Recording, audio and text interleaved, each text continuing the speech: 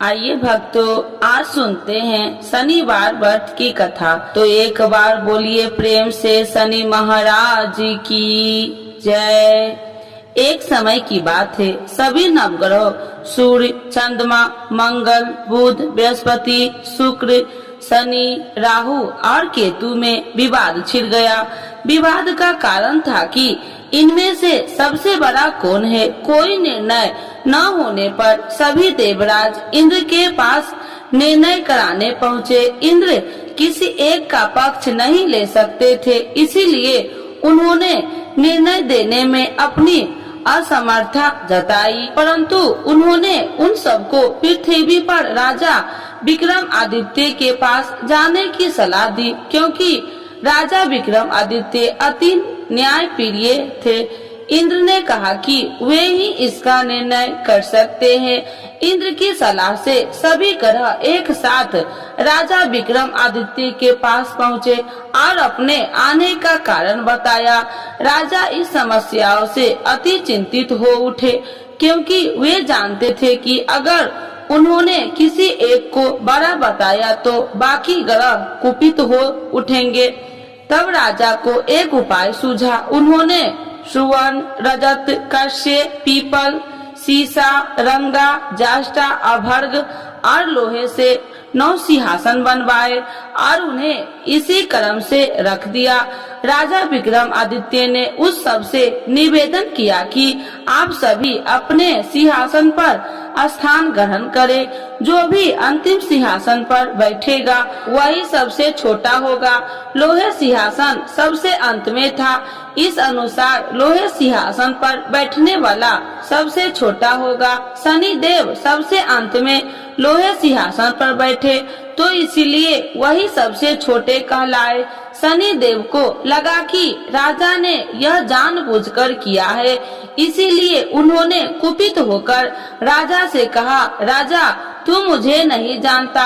सूर्य एक राशि में 1 महीना, चंद्रमा 2.25 महीना, 2 दिन, मंगल 1.5 महीना, बृहस्पति 13 महीना, वह बुध और शुक्र 1 महीने विचरण करते हैं, परंतु मैं 2.5 से 7.5 साल तक रहता हूँ। शनि देव क्रोधित होकर कहने लगे कि श्री राम की 7.5 आने पर उन्हें वनवास हो गया।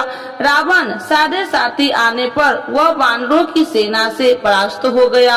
अब तुम सावधान रहना। ऐसा कहकर शनि देव वहाँ से चले गए। इसके बाद अन्य देवताओं ने भी वहाँ से प्रस्थान कर लिया।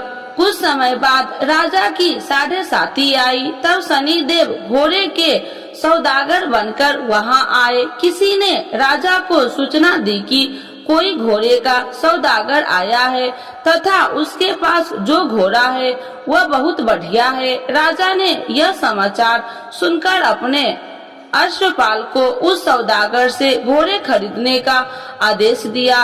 अश्वपाल ने कई अच्छे घोड़े खरीदे। वह एक सर्वोत्तम घोड़े को राजा को सवारी हेतु दिया।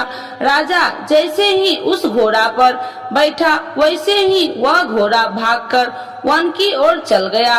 वन में काफी अंदर पहुँच वह घोड़ा गायब हो गया और राजा भूख प्यास जंगल में भटकता रहा। भटकते भटकते राजा को बेहद प्यास लगी। तब एक ग्वाले ने उसे पानी पिलाया। राजा ने प्रसन्न होकर उसे अपनी अंगूठी दे दी। वह अंगूठी देकर राजा आगे चल दिया और एक नगर में पहुंचा।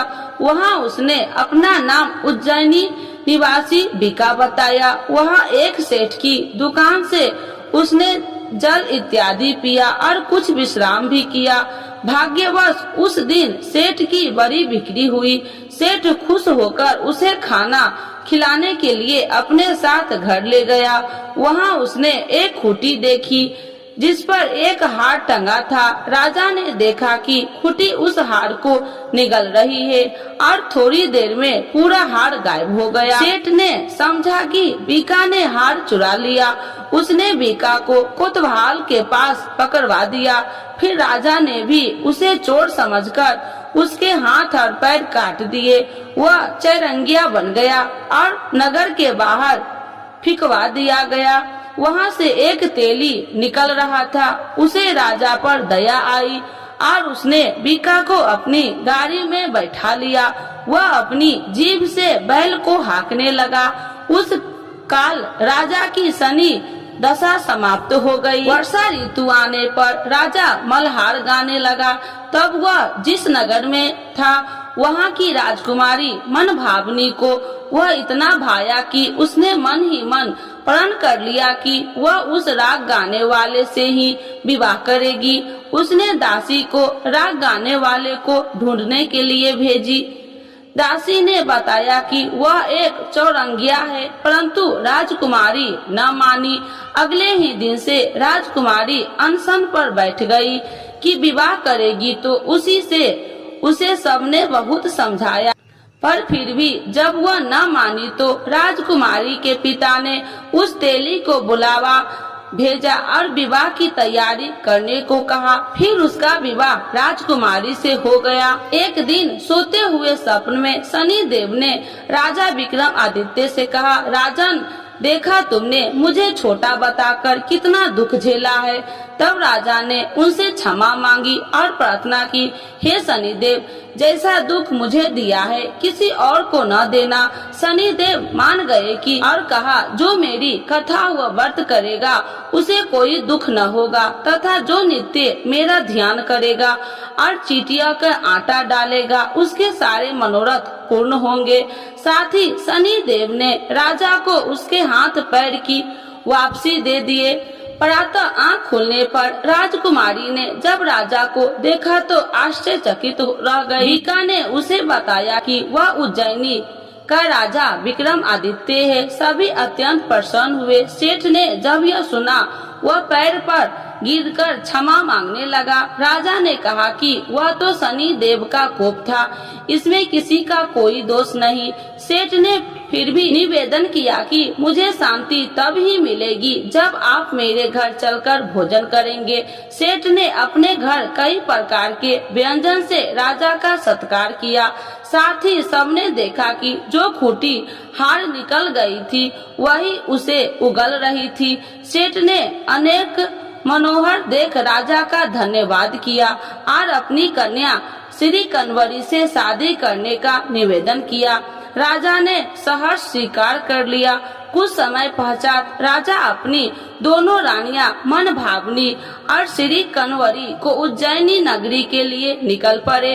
वहां नगर वासियों ने सीमा पर ही उनका स्वागत किया। सारे नगर में दीपमाला हुई, सबने खुशी मनाई। राजा ने घोषणा किया कि मैंने शनि देव को सबसे छोटा बताया था, जबकि असल में वही सर्वोपरि है।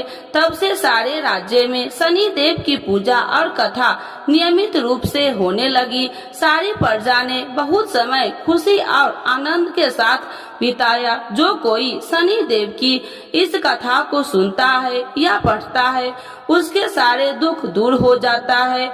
तो एक बार बोलिए प्रेम से शनि महाराज की जय। आरती श्री शनि देव की जय। जय श्री शनि देव भक्तन हितकारी, सूरज के पुत्र प्रभु छाया महतारी। जय जय श्री शनि देव भक्तन हितकारी, सूरज के पुत्र प्रभु छाया महतारी। श्याम अंग वक्र दृष्टि चतुर्भुजाधारी, श्याम अंग वक्र दृष्टि चतुर्भुजाधारी।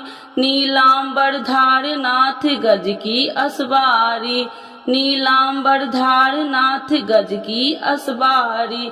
जय जय श्री शनि देव भक्तन हितकारी, सूरज के पुत्र प्रभु छाया महतारी। क्रीट मुकुट शीश सहज दीपत है लीलारी, क्रीट मुकुट शीश सहज दीपत है लीलारी। मुक्तन की माल गले शोभित बलिहारी, मुक्तन की माल गले शोभित बलिहारी। जय जय श्री शनि देव भक्तन हितकारी, सूरज के पुत्र प्रभु छाया महतारी। मोदक और मिष्ठान चढ़त पान सुपारी, मोदक और मिष्ठान चढ़े, चढ़ती पान सुपारी, लोहा तिल तेल उड़द महर्षि है अति प्यारी, लोहा तिल तेल उड़द महर्षि है अति प्यारी। जय जय श्री शनि देव भक्तन हितकारी, सूरज के पुत्र प्रभु छाया महतारी। देव धनुज ऋषि मुनि सुमरत नर नारी, देव धनुज ऋषि मुनि सुमरत नर नारी, विश्वनाथ धरत ध्यान हमें शरण तुम्हारी, विश्वनाथ धरत ध्यान हमें शरण तुम्हारी।